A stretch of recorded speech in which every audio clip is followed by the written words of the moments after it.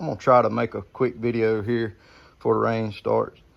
If you got one of these sawmills, a wood mizer, I got a LT40, and you put it on concrete, you know how hard it is to get it level, get it adjusted and all that. I don't like putting my jack straight down on concrete. So what I did was, this is a horse stall mat. If you got any horse people around you or anything like that, they probably got some they'll give you or something. But we built a shoot house and a guy wanted that inside a shoot house. So I had to cut about that much off. I used a skill saw. This stuff cuts terrible and all. Well, the ones that it was just cut up under the mill was just like this, and I just come in here and cut, and it worked out pretty good. I've used them. I hadn't used it a whole lot underneath here. I put it underneath here the last time I had the mill, and it don't seem to slide as much. That's my biggest gripe. Everybody puts 1x6s or 12s or whatever down. I mean, I got a pile of wood over here. I usually just grab scrap wood and put underneath there. But I started using this, and the mill don't seem to shove over as much. Now, I mean, if you come in here with a 30-inch log and hit, yes, it's going to shove the mill over. But this helps real good. It seems to grip better. And it's got a little bit of gill, but not a lot, because it's some sort of, it's like a tire or something. It's like they ground up tires and made this mat out of it, is the only thing I can compare it to. Cuts about like a tire if you ever tried to cut a hole in a tire or something. But yeah, it works pretty good. You can just drop your legs down like that and you know, jack them up, whatever, and they work good. I will tell you, whenever you tow, make sure you turn that over in the slot so that it will come out. But I will also tell you, that jack right there is made good. When I left the last mobile job site, never done it before in my life, I don't think it failed. I think I forgot to jack it all the way up. I think I put it on the ball and I just jacked it up. Because what I do is, I'll put it, most of the time the tongue sits on top of the ball. You never can back right smooth up underneath it easy. So most of the time I just jack it up a hole or two, and then I grab the mill and pull it over, like I'll grab back here and pull it, and it'll get on the ball, or push, pull, whatever. And I think I forgot to jack it back up. But I was easy now, I wasn't going fast, a few miles an hour. And yeah, I buried that jack up up to about that first hole there. I plowed the guy's driveway. Well, it's not really a driveway, it's like a logging road. But I hit a little dip, it plowed up, it stopped me. And I spun out or whatever. Didn't warp nothing or anything like that. I don't recommend doing it, but just so you know, these things are tough. I don't know about the screw-on ones, but they're tough. But yeah, I hope that'll help somebody. Whenever you move your mills and all, always try to leave a little bit of tension on I leave my old blade on there, and I run up 500, 1,000 pounds of pressure. Then whenever you get wherever you're going, you can back it off. But if you leave just a couple 100 pounds like that, you're good. Make sure you lock your debarker in and leave your mill engaged. You don't want to haul it with it disengaged. I found that it'll mess stuff up. See, I got it engaged and you're good to go.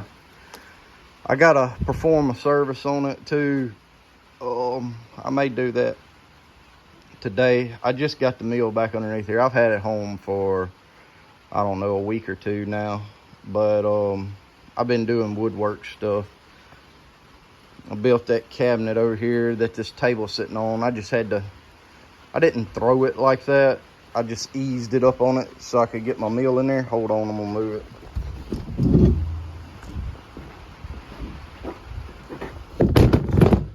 I had this table sitting over here, but further that way, and I had to move it over there so that I could get it parked. But yeah, I built this little cabinet counter. They're gonna build a big, like 100-year-old porcelain sink in, or however old it is. It's old, in a little shed, so it is what it is. I got a door here. Iron, that thing's tight. Might have to trim it off. So their water heater goes underneath there, and then they got shelves underneath here for put stuff. Sink's gonna be up here. They'll have their drains and all. I think I'm gonna have to move that one. This side here is giving me trouble. I've had to adjust on it a couple times, but any which way.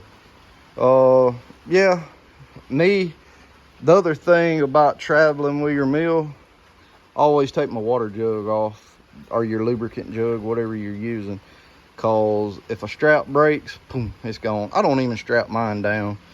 The straps are just laid over back here. See, they break. This mill's 2 years old. I done replaced the straps like 3 times on it. They're just, it's not no count. And this mill don't stay out in the weather too much. Maybe a month or 2 out the year. Salt, you know, doing mobile jobs most of the time. It's underneath here. Don't forget to take your fenders off. Take this off. If you leave your mill parked down here in the travel position for very long, you don't want your chain to sag, you better put your support in there, or this thing will be like that because it just can't handle the weight. It's plastic. But maybe that's some little tidbits of advice to help anybody with a sawmill similar to this that does it. If you got any other helpful hints, put it in the comments. Check the comments. I'm sure somebody knows something better than me. Greasing this thing, this is not like a normal machine. You can grease it every 10 hours if you want to. I grease it about every 100 because this stuff isn't moving that much. Like, there's alamite there, one couple there, you know, they're on your back stops, you know. There's really not that many, and they don't get used that much. Pretty much it just keeps these sleeves and all here from wearing your pins out. But I mean, might you need to turn it grease it every 10 hours? You might. If you're sawing real small stuff, grease it more. I saw big stuff. I got all that stuff out there is like 16 inches. A lot of what I saw is 16 to 30 inches. So I'm not actually running that stuff. It'll take me an hour to saw. It may take me an hour to saw that log. I'm not saying it will, but you know, on average 30 minutes to an hour to saw a log. So that stuff's not really moving that much. Yeah, the log turner does and all, but it's not like this piece of machinery here where your wheels are constantly moving, your front end loader's constantly moving and all that, you know, when you're heavy using it. That's like this tractor here. My personal opinion, don't do what I say, do what the book recommends. You know, it says grease it every 10 hours. Whenever it's running, I don't use the front end loader every minute of the hour and all. I mean, I grease my tractor. I try to grease it somewhere between 10 and 20 hours. But in my opinion, somebody like me, I don't sawmill every day. I mean, if I grease that thing every 20, 30 hours, it's probably good. It'll last forever. That thing's got 1,000 hours on it. It's as tight can be. Just use good grease. Same way with this. I'll grease it. If you'll grease it every time you change oil in it, every 50 to 100 hours, you should be good. Now, if something's wrong and you got something greedy in there and it's eating it could eat you spindles and shafts and collars and all up in it, whatever it's sliding on. You might want to grease it more. But me, it's not getting hot, so it don't matter. And again, it's not like a bulldozer, it's like a tractor. I mean, it's not like a bulldozer or an excavator where you know, the entire time it's running, it's constantly curling the bucket, moving the blade and the tracks and all that. I guess that's what I'm trying to say. These tractors, tell you the truth, I probably grease them about twice a year. I grease them whenever I change the oil in them, and then I try to change oil in the springtime, April, and then I probably grease them again in October. But I mean, I probably don't put 50 hours on them in that length of time now. Whenever I was doing hay, yes, I greased it more, but now I don't, because all I do is pick these logs and all up. And again, if I use it heavy, if I'm logging, like getting all these logs and all, yeah, I grease it more. But other than that, I don't. Like this thing here, if I get to scooping a lot of dirt and all, I grease it more. You know, you got to use your mind on it. If you're using the front end loader and everything more, grease it more. If you're not using it that much, yeah, you can probably get by with a few hours less. Same way with equipment. You know, if you take a new automobile, instead of changing oil every 3,000 or 5,000 miles, it's got a thing that counts the RPMs, and I don't know the thing on it, but it may say the oil only needs to be changed every 100,000 revolutions. Well, if you're running more idle, lower RPMs, you might get 7,000 miles out of it. If you run the thing like a deadgum race car driver or something, you may only get 3,000 miles out of it, you know. But same principle, you know. But anyways, I done got to rambling on it. Just try to maintain your mill. Spray automatic transmission fluid on this, on your chains. Make sure everything's adjusted. I'll even spray it on my plate there. Don't forget you got a bar under the bottom just like the one on top. Keep it lubed up. Just make sure everything rolls good. Check your wheels. Check your scrapers and all right underneath there. And make sure they're cleaning. I got this dust collector and it helps a lot.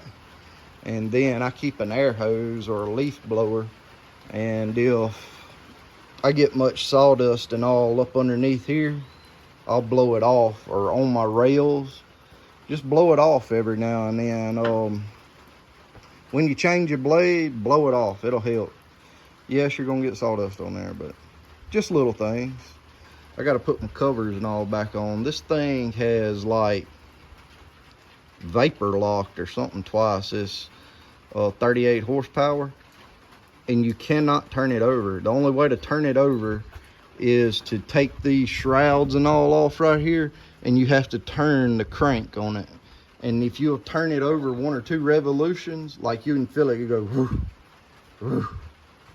It'll then you can hit it and fire it up. If not, you'll blow the fuse. It'll blow that 150 amp fuse or whatever it is down there. The big ones, you know, them big old mega fuses. I've done blew 2 of them.